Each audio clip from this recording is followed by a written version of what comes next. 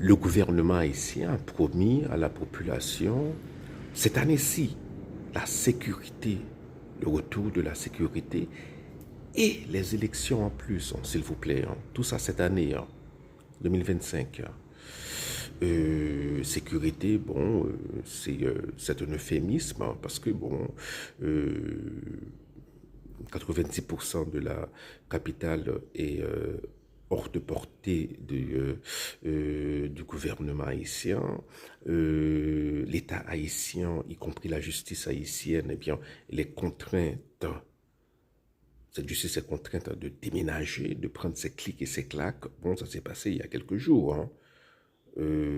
Contrainte de déménager sous les balles de bandits, de quitter Paco pour venir s'installer en banlieue de Port-au-Prince. Et bon, au cours d'une semaine, il y a eu 2 massacres dans l'Artibonite. La semaine dernière, le massacre perpétré par des groupes d'autodéfense.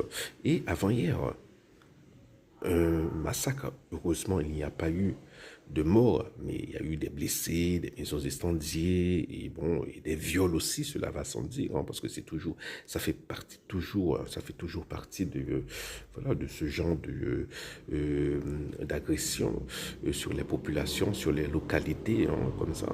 Ce sont des gens qui sont contraints à chaque fois de quitter leur maison, des gens qui perdent tout ce qu'ils possèdent.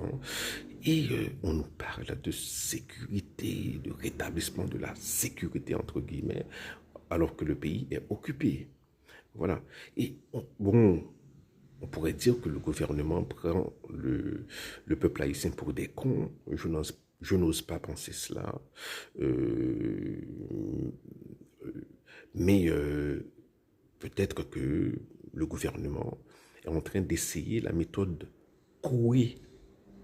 C'est de se dire que quelque chose va se produire, comme ça, on, on le répète, on le répète, on le répète, et supposément, la chose se produira.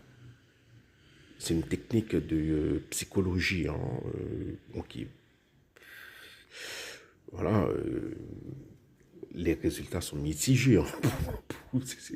Voilà, donc au niveau psychologique, au niveau politique, bon, voilà, euh, bon, ça ne marchera pas. Hein. Promettre comme ça l'organisation d'élections en 2025, on sait tous que c'est impossible.